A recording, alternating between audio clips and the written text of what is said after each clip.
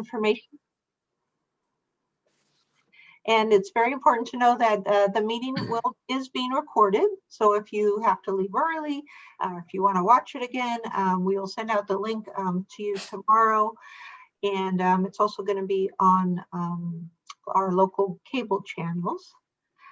So we'll get started now. My name is Megan Wilden. It's my honor and delight to be the Executive Director of OLLI, the Osher Lifelong Learning Institute at Berkshire Community College. And I'd like to introduce Monica Sinclair, our membership and SIG co-chair.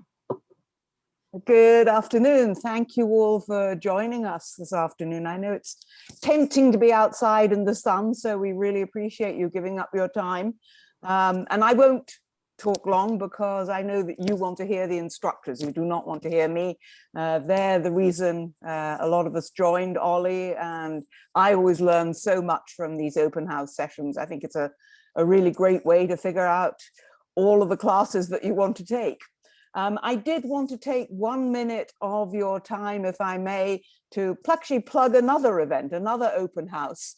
One of my many hats is coordinating the SIGs, which, if you don't know, are our shared interest groups where you can get together with people that have the same interests as you and they enjoy doing the same things. So we have shared interest groups for foreign films, for French conversation, book clubs, discussion about gender roles.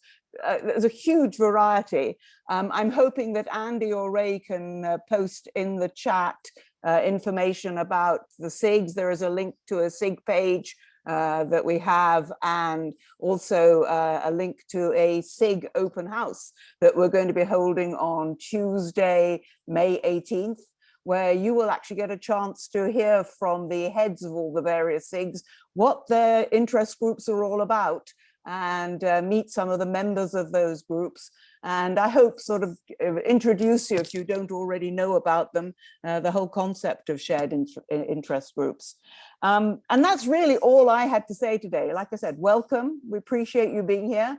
And now I'm going to hand back to Megan, who's going to do the important job of introducing all our great instructors. Thank you all. Thank you, Monica. You have done an amazing job organizing the SIGs and also working on our membership. OLLI is really a learning community, a community of volunteers as well as learners, and that's what makes OLLI so special. If you're not a member of OLLI yet, you do need to join in order to take classes. Our membership fees and registration fees are very reasonable. If, however, you're not able to afford them, we also have a partial scholarship. And for more information on that, all you need to do is give me a call at 413-236-2192, and I'll be happy to talk to you about a partial scholarship, which is just $25 a year for membership and includes 2 free classes per semester. So we don't want to turn anyone away from OLLI, so let us know if finances are a challenge, and we are happy to work with you. As I mentioned, OLLI is volunteer powered. Over 200 of our members volunteer in a variety of ways, and all of our terrific instructors that you're going to meet today are also volunteers, generously giving of their time, insight, and knowledge to inspire, educate, and engage our OLLI learning community.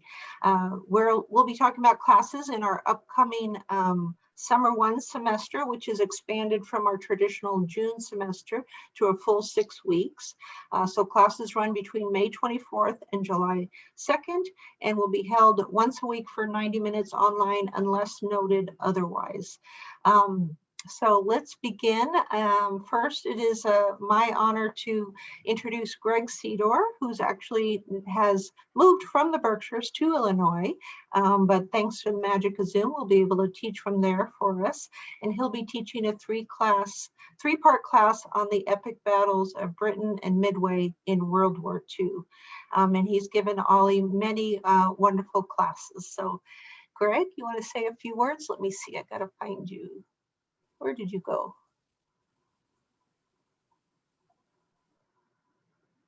You want to unmute yourself, Greg? So you need to unmute yourself. There you go. Oh, I did that. Take it away. Oh, I muted everybody when we started. Sorry. That's all right. No problem. Okay, so I have only a couple of minutes. My course is 2 sessions on the Battle of Britain, 1940. One of the most interesting and, in my mind, important events of really of all human history, but certainly of modern human history. It's in 2 sessions because the important thing is for people to understand that it would not have been a victory for the Royal Air Force had it not been for the development of an incredibly complex and closely intertwined system. It's a word I use a lot when I talk about this subject, because it really was a system. You take away any major part of it and the whole thing falls apart. It doesn't work. Fortunately for, in my opinion, human history, for human progress, it did work. And the second part of this 2 sessions on this battle will cover what actually happened. I should tell you, I'll show you a picture of this gentleman for the beginning of the second class. There is literally one man still alive who is of the 3,000 British pilots who flew during the Battle of Britain, who were recognized as being participants in the battle. One guy still alive, 101 years old, coming on to 102 in July. An amazing human being. He wouldn't think so, but I think he was. So we'll go over that, the first 2 classes. The third class, in a way, is sort of a contrast. It's the Battle of Midway, which is roughly 2 years later, June of 1942. There have been lots of books written about how this was a miracle, that the Americans never should have won, but they did somehow. The truth of the matter, it's a little more complicated than that. I think Wellington once described the victory that the British had at the Battle of Waterloo as a damn near run thing. And I think that's fair to say for the American Navy's victory at the Battle of Midway. But it's an amazing story. And in a left-handed sort of way, it also involves a system. And I'm not going to leave it there. I don't want to give away too much of this class, but a system that instead of working, did work, ended up failing, and was destroyed as a result of the Battle of Midway. You'll hear more about that when we get to that third class. Megan, that's it. I look forward to people to coming in, hearing about this. These are just fascinating stories as far as I'm concerned. I'd love to read about them. I love preparing the classes. And I'll give one last little pitch. The Battle of Midway, the 2 sessions, I ran by my brother, who's an Emmy-winning documentary filmmaker, and he gave me a lot of good suggestions. So if some of you on this call may have seen this class 7 years ago or 8 years ago when I taught it, it's a new class and it's got a lot of new stuff, and I think it'll be a lot more entertaining and I hope useful. Thank you. Great, that sounds amazing. Thank you so much, Greg. And Greg has also taught a series of classes on World War I that were very, very popular here at OLLI. So thank you, and we look forward to it. And thank you for teaching for us all the way from Illinois. Next up, I'd like to introduce Laura Dankner. Dankner has had a stellar career as a professor of music and more, and actually wrote a book about New Orleans music, I saw, which is wonderful. You'll have to teach a class about that sometime. She's now a docent at the Clark Art Institute, among many other things, and she's combined her love of art and music into a course entitled Music in Art at the Clark that will be held on Monday afternoons. Laura? Thanks so much, Meg. I'm delighted to be speaking with you all today.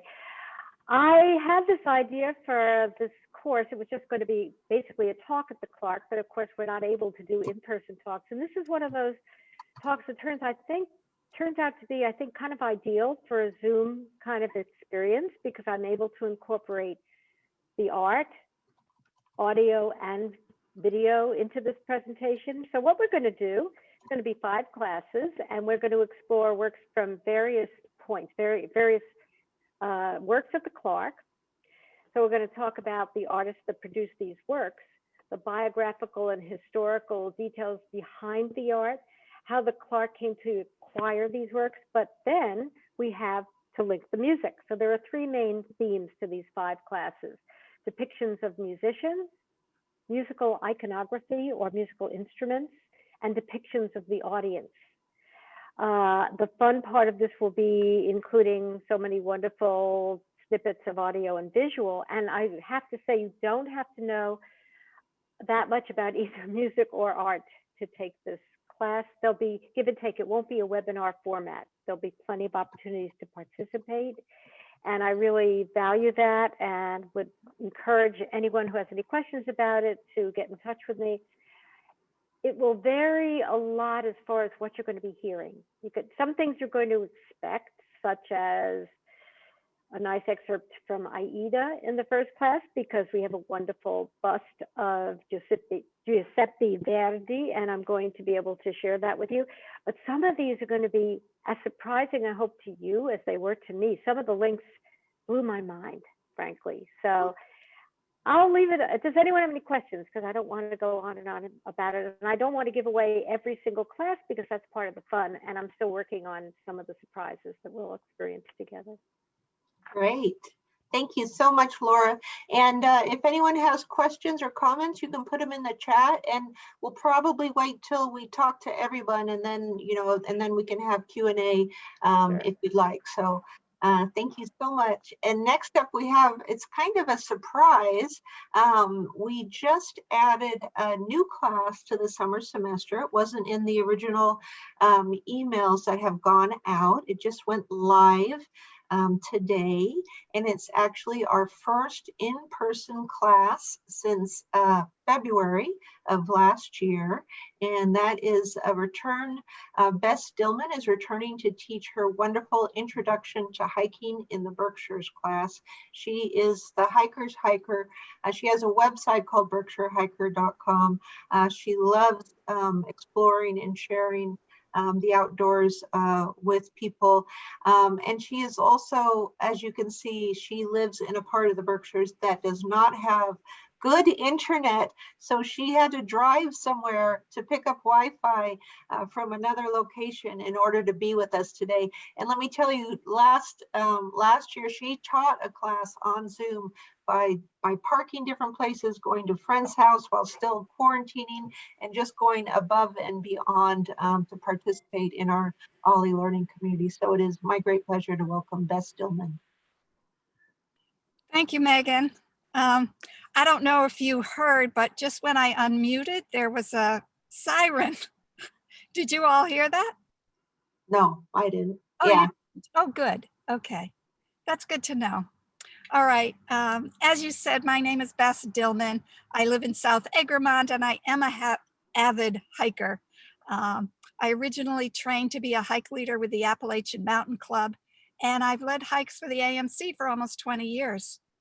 I've also led hikes for Mass Audubon, Housatonic Heritage Walks, Berkshire South Community Center for my own hiking clients, and for a weekly hiking group that I started 10 years ago, and that's still going strong. So I've given OLLI classes, but sadly not last year. So I'm pleased to be back in action at OLLI. I would just want to say a little bit about hiking. So the National Park Service promotes hiking as one of the best ways to get exercise. So it builds stronger muscles and bones, improves your sense of balance, improves your heart health, decreases the risk of certain respiratory problems. It boosts your mood and improves your mental health.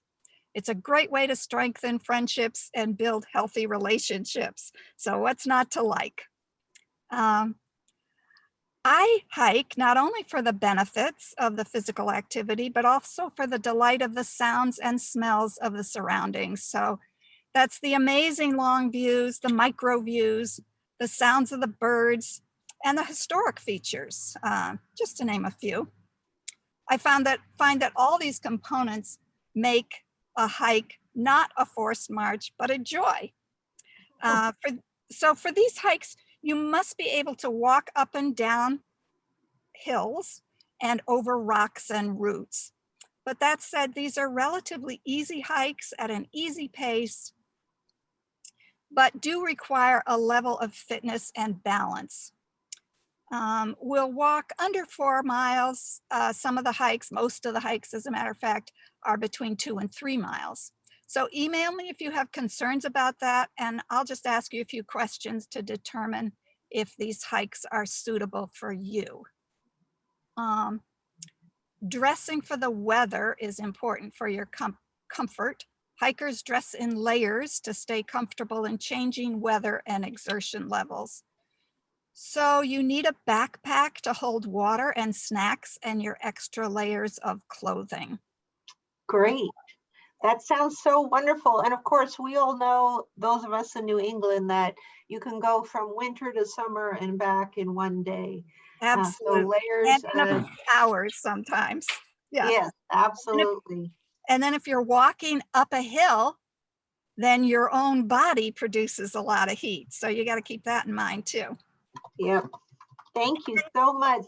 And so that class is going to be held on Fridays, Friday mornings from 9:30 to about noon. It's open to just 15 people. We did put the link to the class listing in the chat, so you can click on it for more details. And it is limited to 15 people, so it will fill up quickly, I believe. Yeah. And we will follow whatever the latest COVID rules guidelines are. And each week we'll meet at a new trailhead. Yeah, so much fun. Thank you, Bess. Yep, you're welcome.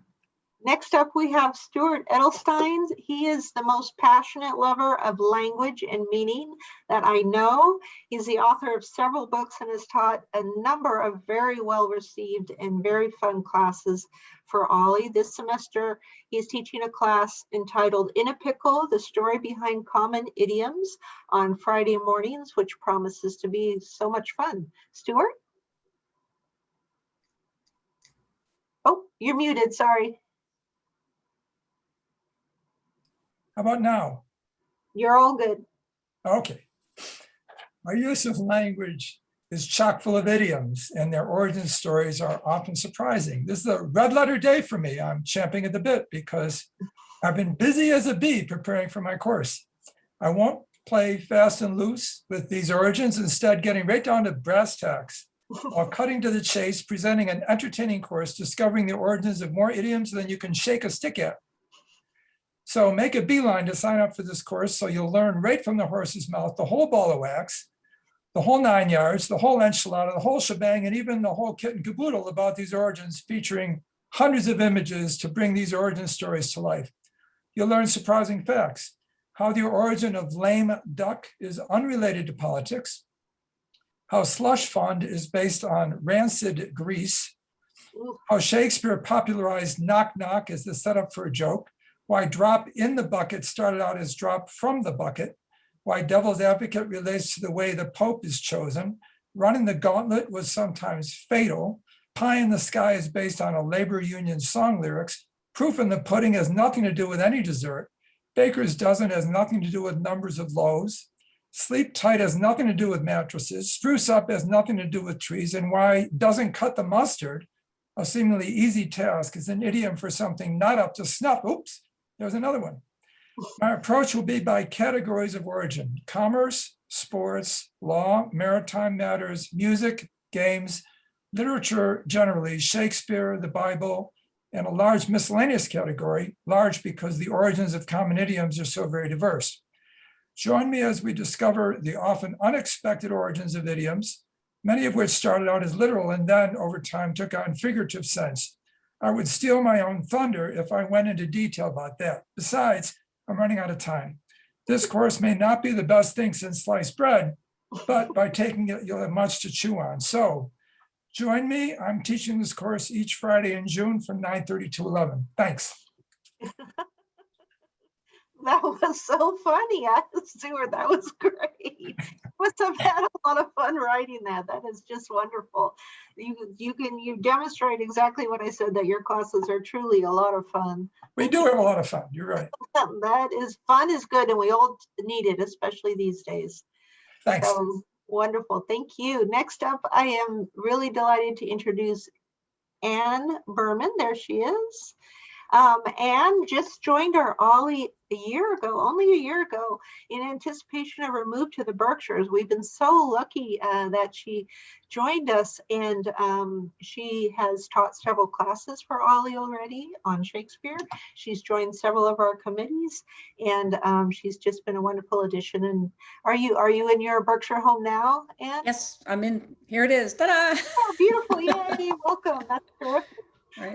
And she's going to be teaching a class this semester on Shakespeare's Comedy of Errors. Good, more opportunity for laughing on Thursday afternoons. Anne? Thank you. I don't know how to follow up on Stuart. that was a great description. But I will be teaching Comedy of Errors. It's one of Shakespeare's early comedies, and it can be looked at as just a sort of madcap adventure with two sets of twins and a family that's fractured and then reunited, a wedding at the end. It's kind of the closest that Shakespeare comes to the Marx Brothers, as far as I can tell. But there are a lot of other things going on as well.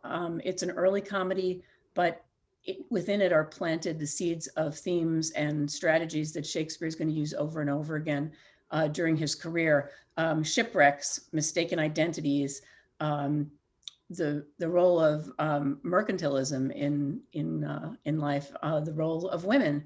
And in some ways, this is like watching a rehearsal. If you've ever seen a rehearsal of a dance performance or a play, and when you see the shaky lifts or the things that just don't land right, it makes you appreciate, I think, even more how hard it is to actually pull something off beautifully. And we can look at Comedy of Errors and see some scenes, the ending scene that is repeated in some ways in Pericles. I always cry at the end of Pericles. I don't cry at the end of Comedy of Errors. It's like what we can think about what Shakespeare was doing that is so powerful, but also how much, in some ways, this is a test drive for some of the things that he does in an even better, more effective way later on in his career. This play is often presented as just as a sort of slapstick comedy full of magicians and tricksters and sort of a circus atmosphere, but there are more recent productions that have focused on the themes of dislocation and identity, on the effects of harsh immigration policies, on the role of women. So we can also look at it through some lenses that are much more serious and much more anchored in what's going on in our 21st century world. We can also just look at it through the lens of bad parenting, like who names both of their kids the same name? And then who doesn't recognize them when they're back together again in front of you? So there are lots of different ways to look at this. We'll go through, it's a 5-week class, and we'll go through each act 1 week at a time. The version that I use to make it easier if you decide to take the class is the Folger Library Comedy of Errors. And there's also a BBC version that's available on Canopy that features Roger Daltrey of The Who as one set of twins. So if you want to go into the Wayback Machine and see what Roger Daltrey looked like in the early 80s, you can take a look at that as well. And I look forward to doing this sort of Shakespeare version of a beach read with anybody who's interested. That sounds amazing. And does he sing in it, Roger Daltrey? I haven't gotten all the way through. He doesn't sing in the first 3 acts. Wow. All right. Thank you so much, Anne. That sounds wonderful. I hear so many great things about your classes. Thank you. And next up, I want to introduce Richard Maturo, who at this point is probably, we could consider a legend in Ollie. He's taught a wide variety of classes ranging from Lawrence of Arabia to many classes on Shakespeare. But over the past year, he's been giving us the grand tour of a suite of novels by none other than himself, which has been wonderful and a fabulous idea because the classes are in the afternoon. He reads the full novel out loud, and then it's discussed each one. And the novels are, I think all of them have been based on Greek mythology. Is that right? Or only some of them? Well, there are 3 contemporary ones, but I stole the plots from Greek mythology. Okay, yes, okay, good. There was some connection there. He has a PhD in English with a specialization in Shakespeare and Greek mythology. And this semester he will be teaching sharing his very powerful book entitled Medea. Richard?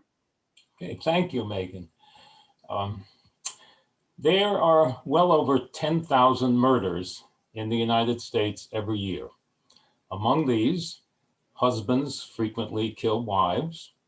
Less frequently, wives kill husbands. Children occasionally kill parents. And sporadically, fathers kill their offspring. Unless these murders are local, or the victim or perpetrator happens to be famous, we never hear about them. But let a mother drown her 3 children in Topeka, Kansas, and it becomes front page news all over the country. Why? Not only is it one of the rarest of crimes, but it is also considered the most unnatural. Dad contributed the genes, to be sure, but mom is connected to the child in her gut, literally. Most people are familiar with the ancient Greek myth of Medea. She is the jilted woman who avenges herself on her husband by killing her own children. The husband in this case was Jason, the hero who captured the Golden Fleece, a feat made possible only with the aid of Medea. Then, forsaking her family and her country, she accompanies him back to Greece, bears his 2 children, and watches helplessly as he abandons her for another woman. Her act of vengeance has been cited as the classic example of female rage. I find 2 things compelling in Medea's story. One is the crime itself. What would drive a woman to commit this most shocking of all acts? But the other fascinating aspect of what happens to Medea subsequently, or rather, what doesn't happen. There are many differing versions of the myth, but all agree in one significant regard. After murdering several innocent people, including her children, Medea gets off scot-free, suffers no punishment, human or divine. In fact, in Euripides' play about her, she's granted asylum in Athens, the most enlightened city on the globe at that time. So the mystery inspired me to write a novel about Medea some years ago, and it's this novel that I'll be reading in 6 segments, with time at the end of each class for discussion. It's sort of a cross between an audio book and a book discussion group, with this difference: the author is present, so there's if there's something you like or dislike, you can get it off your chest right away. And I do encourage participants to be as candid as possible. We generally have lively discussions. It's also a chance to consider writing from the inside and to get the writer's perspective on the novel itself and on the creative process. And I tell participants that there's no need to sit in front of the computer the whole time.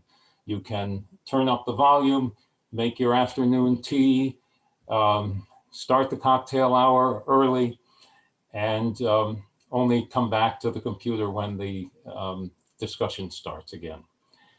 Mainly, it's a time to relax and enjoy. The class is Wednesdays, 3:30 to 5, beginning on May 26th, and I hope to see you. Thank you.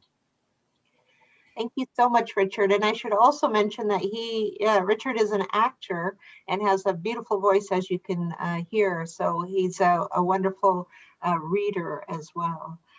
So another great class. And now I'd like to introduce an instructor who is new to OLLI, and we're thrilled to have her here. Her name is Diane Firtell, and she is an amazing artist who works in a variety of media. And she's also a longtime instructor in the art of Nia. It's an art and a practice. I know you're a black belt in it, and I think I should leave you to describe it, but it is I took a class once. It's a combination of dance and move. I'm at lost for words, so I'm going to turn it over to you, Diane. Welcome. Hello. Hi, everybody. There's so much I want to say about Nia. I'm going to give you a little, my personal experience, a little background. It was probably the mid-90s. It was the height of the fitness craze. And like many people, I was running, I was lifting weights, I was taking aerobic classes. And I went to take my Tuesday morning class and it was canceled and I freaked out. And the only thing I could do was come back that evening and take a NIA class. And I had watched NIA at the facility because it was in a room with a big glass window. And I always thought, they're not getting a workout. They're all like, first of all, they look too happy. You know, they're all smiling and sort of waving. So reluctantly, I went back that night and I fell in, halfway through the class, I fell in love. I had literally forgotten how much I love to move. And I never took another aerobics class. Shortly after that, I stopped running, stopped lifting weights. Although I did come back to lifting weights probably about 10 or 15 years later. NIA was developed in 1983 by two fitness professionals who did not believe in no pain, no gain. And it's a combination of dance, martial arts, and mindfulness. It's done barefoot to eclectic music. We're guided by sensation. So you only do what feels good for your body. And because of that, people develop an intimate relationship with their bodies and are able to self-heal and nurture themselves. The classes are fun. The first principle of NIA is the joy of movement. You don't need any experience, no special equipment. I don't know what else to say. It's just, it's a great way to get and stay in shape. And any questions, I'm happy to answer and answer emails. It sounds wonderful. Thank you, Diane. And it's isn't it? It's semi-improvisational, so it's or semi-directed dance, so you can kind of do what feels good, but then also they'll be like, do this kind of thing or something. Yeah, it's primarily choreographed, but there are elements of free dance. And also, because it's self-directed, even when we're doing a piece of choreography, you do it in a way that works for your body. Thanks, Megan, that's important. Well, I'm the kind of person that can never do any of those choreographed aerobics because I will use the wrong leg and point the wrong way and stuff like that. So doesn't matter.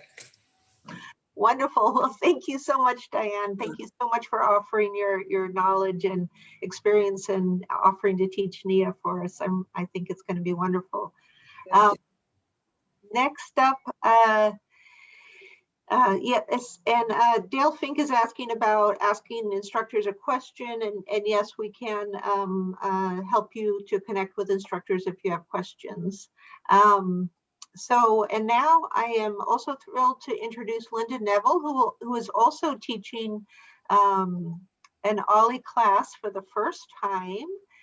She's been a member for a while and is a member of our science curriculum committee and has been an enthusiastic attendee of OLLI classes.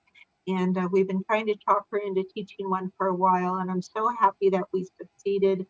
Her class has a fabulous name. It's called The Convergence of Science and Literature Creates a Bright Light. It's Tuesday afternoon, and it's about, poets who are scientists and scientists who are poets and so much more. And again, this is something we have to listen to Linda to truly understand. Linda? Well, thank you so much. I just really feel this is an honor to even be part of this illustrious group we have here today as instructors. I blame Tony Siegel and Peter Bloom for getting me to this point. I've been the outlier in the science conversations because I'm an English English teacher, and but I've been known to ask a lot of questions and take copious notes, and that's what this whole class is about. I do hope you'll try it out. I'm sort of tongue in cheek with the title of this, because convergence to me is a very scientific word, but it's something that I've learned from a lawyer who talks black holes, and a neurosurgeon who quotes Shakespeare. So blame it on them that I've made the connection between science and literature. But I do want you to think about all the different things that I'm going to be using excerpts from a variety of sources. The first one I'm very excited about. I'll be showing it as a PowerPoint. It's Poe's Eureka, and he called it his pretty much his last prose poem about science. And it has a reputation for having been read by Einstein, and he was in favor of his thoughts on the cosmos, but then later Einstein said he never read it and never heard of it and things like that. So it's kind of an interesting conundrum. And so what I'm hoping for is that our OLLI members who are science minded will help me with the different concepts that I'm going to point out, and the English and literature people will know the selections I've made, perhaps in more depth, but there's definitely a connection. And as I say in the title, when they converge, science and literature, it makes a bright light. And all I could think of was like a light bulb going off, you know, and when you see a comedy where there's a new idea created. And that's how I feel about the OLLI courses in general, because they've just opened doors that I just never saw. I'm from Clarksburg, Mass. I'm almost out of Massachusetts. I'm 5 minutes from the Vermont state line in Stamford. And I do hope that some of my friends in North Adams and colleagues will think about OLLI, because though you're based in South County, you have come up to MCLA at times, and I've appreciated that.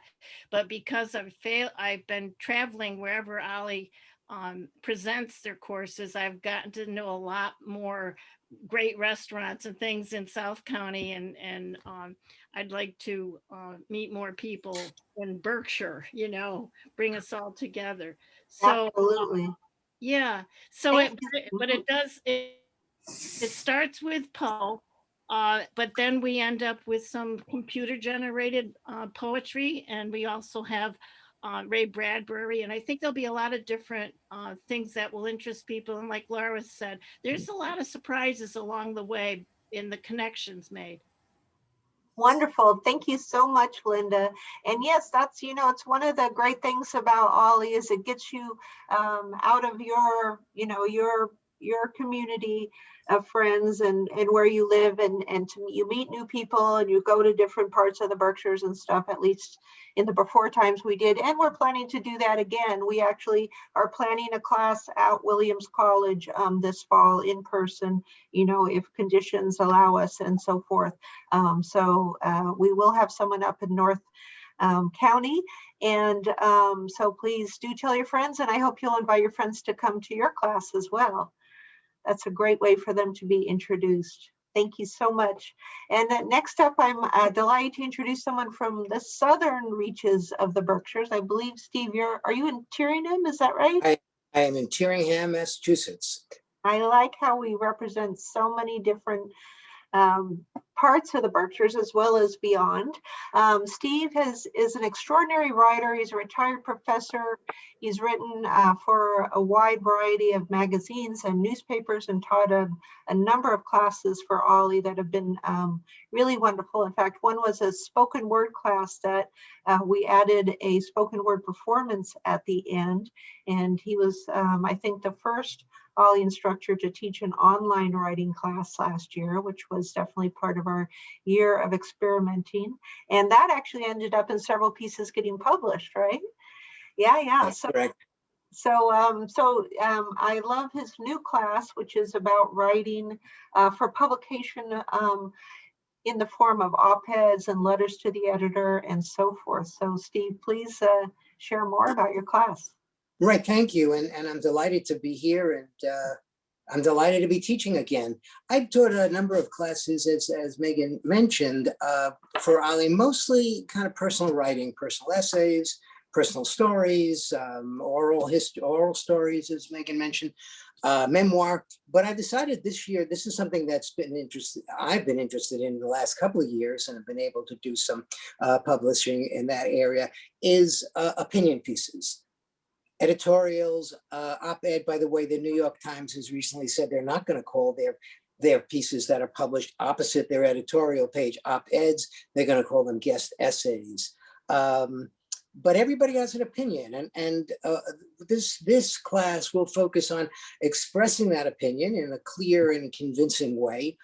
There's a lot going on, obviously politically, but there are also a lot of local issues.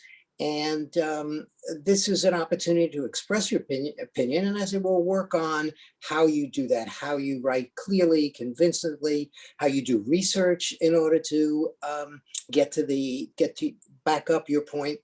So hopefully we'll have some publication opportunities, certainly letters to the editor, which is a good way to get your opinion out and get to state your views. You can write about it, national, international, or local. There are a lot of things going on locally in the towns. As I don't know who was it who said it, that all politics is local.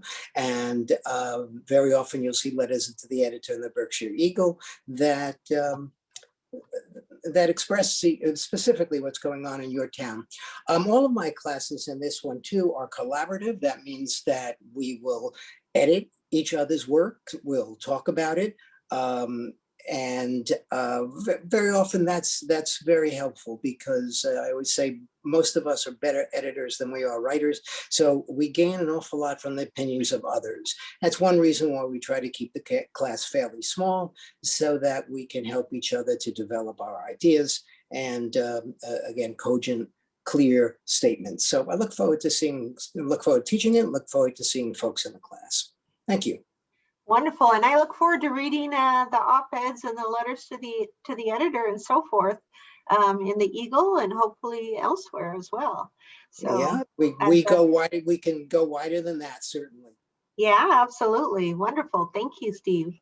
Next up, I am delighted to welcome Barbara Waldenger. Barbara is also a longtime OLLI instructor, teaching a variety of classes. She is the co-founder of OLLI's Performing Arts Initiative, a member of the Arts Curriculum Committee, and she is also the co-leader of the Play Reading Shared Interest Group. And I'm sure there's other things I'm forgetting. That's just her OLLI involvement. She also has a PhD in theater, and she's been an instructor. She's been the artistic director of a theater company, and she is a theater critic as well. So many different things. And she is the curator, moderator of a class this summer called In Search of Falstaff. And I will let her tell you all about it. Barbara? Thank you, Megan. In Search of Falstaff is a 4-part exploration of the character of Falstaff, who was described by scholar Harold Bloom, who loved him, as the greatest personality in all of Shakespeare. The impetus for this course, which I curated, was an email to Ali from the Berkshire Opera Festival, who will be performing Verdi's Falstaff at the Mehewi Theater, starting on August 21st. So the company asked if there was some way that Ali and the BOF could collaborate this summer, and this Zoom class is the result. We'll start on Wednesday. It's 4 parts, starting on Wednesday, June 9th, 11:30 to 1, with Philip McKnight, who is going to bring this jolly overweight knight to life by means of various film clips. Phil is an attorney and college professor at Williams College, Smith College, and MCLA, and he has taught courses including Shakespeare and the Law, which I took and I loved it. In July 2019, he led a 1-week OLLI trip to Stratford-upon-Avon and Oxford, entitled Shakespeare in the Tudor Age. And I sure hope he offers that again. Next up, on June 16th, you have already met Anne Berman, who's going to lead us through Falstaff's rollicking adventures in the Merry Wives of Windsor. Anne holds a Master of Arts in Shakespeare Studies, offered by King's College London and Shakespeare's Globe Theatre. For over 30 years, she taught middle and high school special education students in the suburbs of Boston and volunteered with the Actors Shakespeare Project. She has taught Alia courses on King Lear, Richard II, and now this semester, The Comedy of Errors. On June 23rd, Maestro Brian Garman, who is the artistic director and co-founder of Berkshire Opera Festival, will join us. He's going to introduce us to Verdi's Falstaff. Having served on the conducting roster of New York City Opera, Maestro Garman was recently named the inaugural music director of the Seattle Opera Young Artists Program.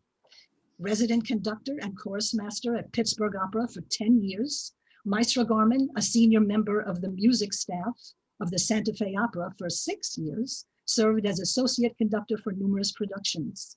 As a pianist and coach, Garman has been called upon to give recitals and master classes around the US and Europe. And now here's a name that might be very familiar to you. Our final class takes place on Monday evening. This is totally different from the rest of the sessions. Monday evening, June 28th at 7:00 p.m., led by Jonathan Epstein, who is in rehearsal for a play, and that is why we have to be on an evening.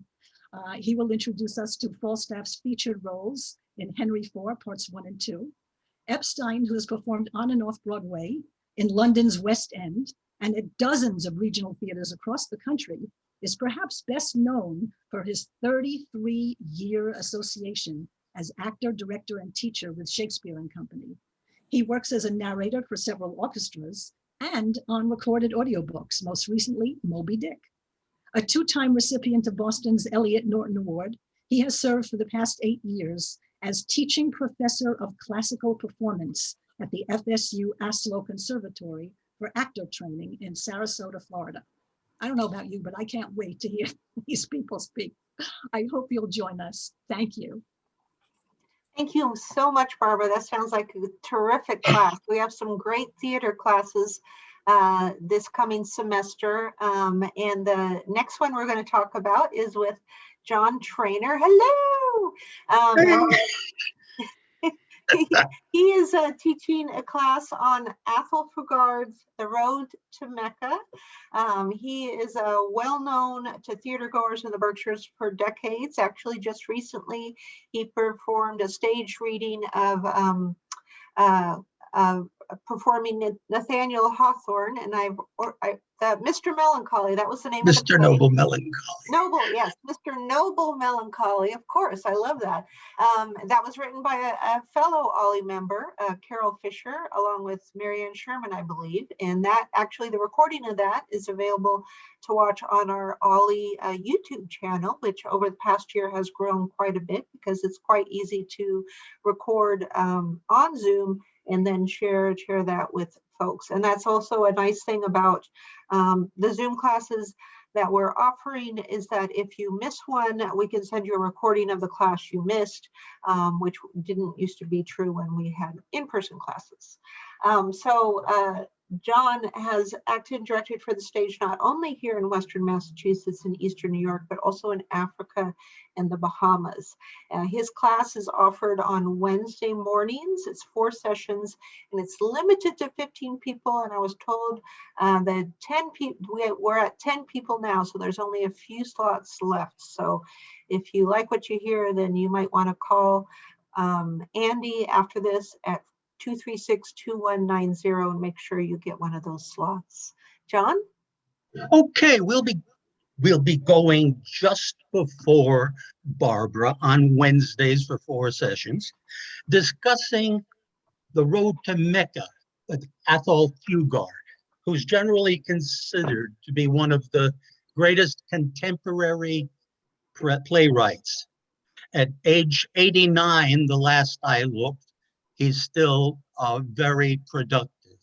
I was lucky enough to see one of his earliest plays, Blood Knot, which he wrote in the 50s and which was performed in New York in the 1960s.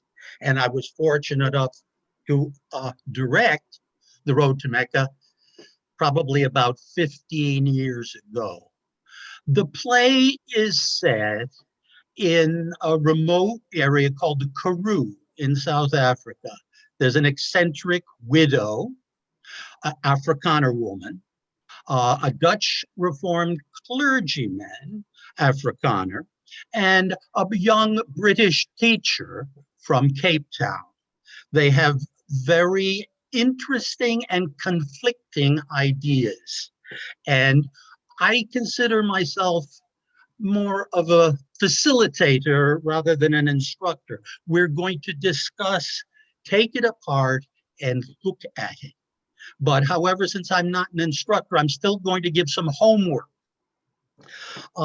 What I would ask is that all participants read the play and then look at it. How do you feel about it? Is the play cathartic? Is it depressing? There are times. Is it life-affirming? How does it make you feel? And ask yourself the question, what, through the text, do you know about each of the three very different characters? Through the dialogue, what can you infer about the three different characters? Is anyone right or wrong? Because there's a great deal of disagreement. Is there a bad guy? That's a possibility too. There are some speeches, which I hope some of us can read, which are almost tear-jerking because, and very warm. It's a complicated play, but I think we'll be able to take it apart and enjoy it. What are the conflicts? You might consider what are the conflicts. And the actor's edition has a stage set up in back, but we don't have to talk about that. If you were directing or producing, how would you do it? And I think those are the questions we can ask. And I could also, I'm fortunate to be able to do this. I will be able to share a few memories I have of a visit I took to South Africa in about 1967 and a chance to travel through the Karoo. Not quite visiting New Bethesda, which is the town where it takes place, but getting through the Karoo itself. A fascinating place. That's it. Wonderful. Thank you. And I hope you enjoy it. This is my 5th play, and I was so disappointed not to be able to do it last spring. That's true. Thank you so much for joining us on Zoom, and hopefully your next class will be in person again. We would love that. I hope so. Yes, yeah, I think so. I think so. I'm being optimistic now. So thank you, John. And our last live person, we actually have 2 recorded instructors, very short videos that they made, which are terrific. So please stay for those. But you also, of course, don't want to miss Tony Siegel, who is co-moderator of Science Conversations, a lively discussion class on scientific discoveries and research. Tony is also the longtime co-chair of Ollie's Science Curriculum Committee and has the driest sense of humor this side of the British Isles. And so we're so lucky to have him. And I'm happy to turn the microphone over to you, Tony. Thank you. I excuse if you hear a noise like heavy traffic in the background, but it's actually somebody redoing our driveway. And as I've been waiting for 8 months for this, I'm not about to go outside and say, could you please be quiet for a few minutes? So I'll just talk over it, no problems. Thank you, Megan. We can't hear it. I think we can hear your birds a little bit, but not the driveway. Forget them, they're fine. Well, Linda Neville has done a great introduction to her course. Linda, of course, is a warning to all of you. If you keep coming to classes in science, you will get waylaid one day and asked politely, or as we say, kidnapped to do a class. I remember about 3 years ago, I went to a science class and Linda wasn't there. I immediately thought I was in some language class or something. I'd made a mistake, but she turned up 5 minutes later. I think the heavy traffic in Lanesborough interrupted her trip, but it happens in the Berkshires. But that's a class on Tuesday that I'm going to and looking forward to, and having typed out the contents of the class for the instructor form, I really got a good feel of what's going to happen. It should be a great class. The other class that science is doing is on Friday morning, 11:30 to 1, I think. Megan, Peter Bloom and I are moderating the science conversations. For those of you who haven't done it before, all of us try and read on Tuesday the science section in the New York Times, which comes out on that day. And then the aim of the class is not for Peter and myself to lecture on any subject, although Peter sometimes will talk to us with some expertise on the physics. But I've been really well controlled and not talk too much in this class. The idea is to get input from the class. We get 30 to 35 people, and it's a very lively class. There were some days I walk in there, having read the Tuesday section, thinking, this is an awful section. There's not a thing to talk about. And lo and behold, you can hardly stop them talking. They just go off and they talk with authority and with interesting questions and interesting answers. And everybody seems to have their own little niche, which is either their hobby or the profession or their avocation. And they have so much to offer. So you can come and listen. You don't have to talk. Nobody is called on. You have to raise your hand to qualify. So don't worry, if you haven't been, please come. If you have been before, we're looking forward to seeing the old familiar faces. Thanks. Wonderful. Thank you so much, Tony. And I forgot to mention, oh yes, he's also a retired neurosurgeon, so he does have a lot to offer and a lot of expertise to share. Just a little slip there, 30 years of neurosurgery.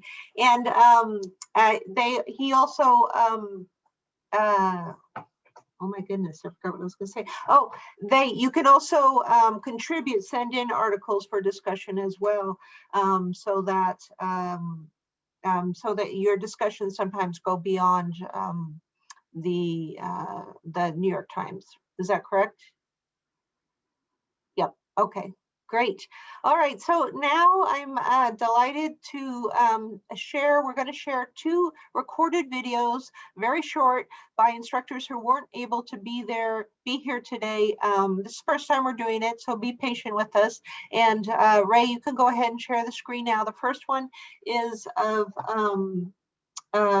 let's see, it's Leslie Applegate, and this class is called More Than Just Likes, Navigating the Social Internet. It's going to be on Tuesday afternoons from 3:30 to 5 p.m. And there she is. Hi there, my name is Leslie Applegate. I am the instructor for More Than Just Likes, Navigating the Social Internet, which will run for 4 weeks with Alia this summer. This course will be about learning a little bit of the big 3 sort of Facebook, Instagram, and Twitter, the big 3 social internet sites, the ins and outs of those, not necessarily a step-by-step how-to, but more of for users who are sort of familiar with those platforms, learning a little bit about ways that you can engage with them and share on them that you might not have known, learn a little bit about protecting your own data on those sites, and then really opening this course up to your questions. This isn't necessarily designed to teach you to be better at them and be ready for the business world or any type of social marketing that you might want to do for an organization. It's not quite that level, but just to learn a little bit more about getting from here to there, sharing with specific groups of people, and what happens after you press that send button. I hope to see you there. We're going to have a lot of fun. It'll be mainly driven by your questions, and so we'll have a lot of time at the end of each class and in our last class session to address any queries that you might have or things that you might want to know. And we hope to see you there.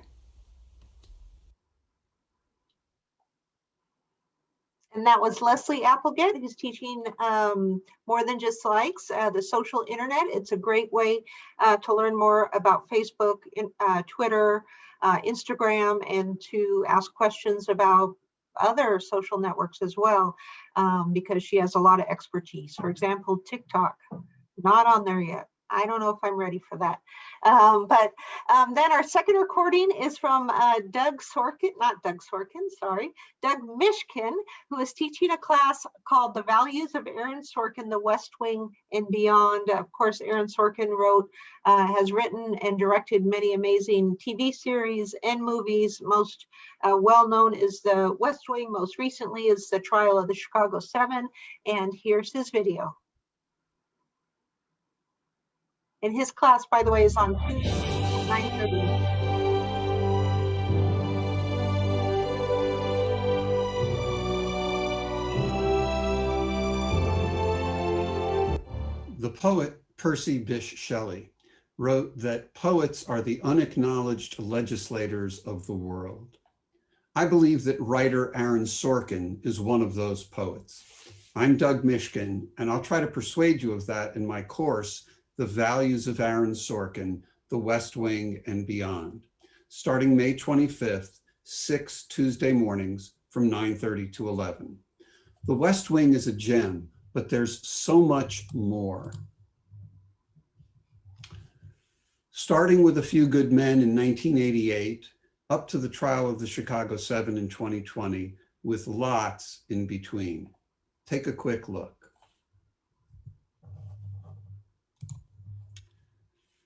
Sorkin speaks to the personal and the political and the social. In the first class, we'll look at how he does it, namely the craft of Aaron Sorkin. Then in the next 4 classes, what does Sorkin have to say?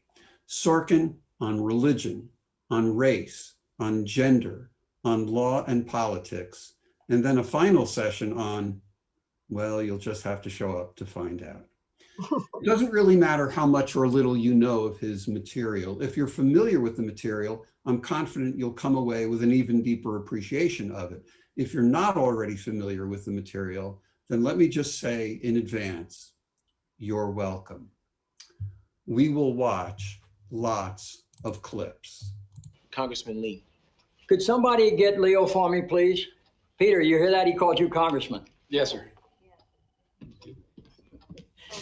You think when your folks got you out in '74, they imagined they were taking you to a place that'd be willing to make you a congressman? As a matter of fact, sir, I think that's exactly what they imagined. Me too.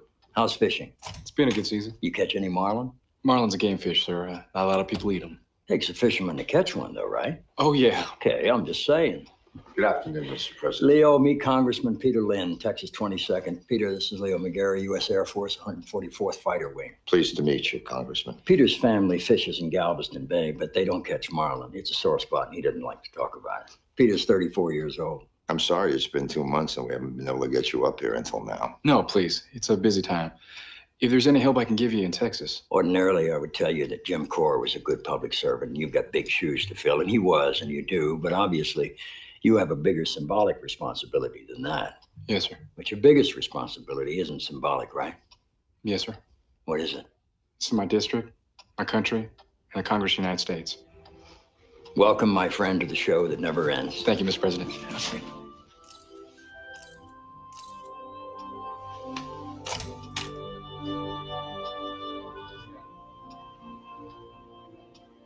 Isn't that a hell of a thing?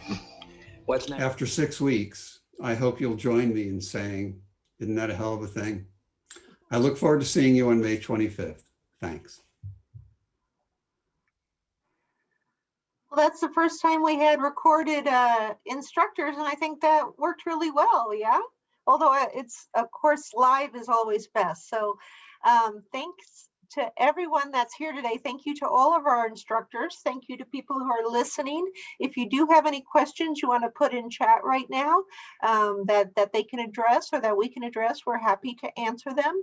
Otherwise, you can always email us at ollie@berkshirecc.edu, and we're happy to help. You can also call the Ollie office at 413-236-2190. We're happy to help. If you've already registered for classes this summer and today you suddenly decided to add some more classes because they're also sound so wonderful, you do need to call us to do that because you can't do it on the computer. Our system doesn't allow adding extra classes, but we're very happy to help. So no worries about that at all. And let me see, there's a couple of questions here. Today's headlines is going to happen as well. The instructor wasn't able to join us today, and that's continues to be on Mondays. Lenny Tabbs will be teaching it again for Summer One. Someone's asking about when the hiking class is. It's Friday mornings. Thank you. There's a nice note from Peter. The recordings worked out great, and he says he's new and oh so enthusiastic. Well, we're so happy. Gay asked, does Alia at BCC have a monthly or other time period catalog? Gay, we did print catalogs in the past, but since the pandemic, we have not done them because things have been changing a lot and we haven't always had the time to, and so we now almost all of our communications go out via email and our website, and that's worked out very well. At some point in the future we hope to maybe do a catalog again, a print catalog, but right now what we do is provide an online guide to what our classes are. And someone else, Joan, is asking, are there courses planned for the summer months of July and August? Yes, this year we will have 2 summer semesters. This is the first one. So this one again is from May 24th to July 2nd. Then we'll have a break of a couple of weeks, and then a second summer semester, which will also be online, will be from July 19th to August 26th. So you do have 2 chances this summer to take classes. And if you haven't joined Ollie yet, what you can do is join as a summer only member, which is just $30. And that will cover those 2 semesters. So it runs from May 15th to the end of August. And then if you decide that you want to join us year round, you only have to pay an additional $30 to go for all 12 months. So you don't have to, you don't have to replicate your payment or anything like that. And instructors, are there any last words? Questions, comments, thoughts? And the nice thing, and we also encourage everyone listening, if you would like to teach for Ollie, we would love to hear from you. We are, as you can see, many of our instructors are Ollie members as well. Some of them are teaching something that they did professionally. Some of them are teaching something they studied in school and then went on to do something else. Some instructors are teaching just about what they love and their avocation. So there's lots of different possibilities. There's also a question from Arlene. If you join for summer, how many courses can you take? You can take as many courses as you want. There is an additional registration fee for the classes, but it's very reasonable. And in fact, to take 4, or you could take every single class in Ollie for just $125 in a semester, which some people almost do. So that is also a possibility as well. Let's see, I'm just checking the questions. And then Louise has a question about Linda's class. I think she responded, you don't necessarily have to buy all of the books that are listed. Yeah. And Linda, do you want to speak? You'll need to unmute. Yep, there you go. I did want to offer that Andrew made the list that was sent out online. They're all hyperlinked, and if it went to like an Amazon site, I've sent him the excerpts that can be emailed. So I don't want anyone to have to buy, Prouse or something like that. So we'll make sure you get the excerpt for that week. Great, thank you. And Jean asked, will the books and plays be available at BCC Bookstore or the bookstore in Lenox or any other venue? That's a good question. I think that you can special order them easily from the bookstore in Lenox and it's or wherever your local independent bookstore is, and that's a great thing to do wherever possible. I am not sure if the BCC bookstore is open. I guess it is, but I actually don't know. I haven't been on campus in so long. I've been there twice in the past year. So, let's see, I'm checking for any other questions. I think that is it. Thank you all. And again, feel free to email or call us if you have other questions. And a big thank you to our amazing and wonderful instructors who joined us today. Thank you all so much. And we look forward to seeing you on Zoom soon. So take care. Bye-bye.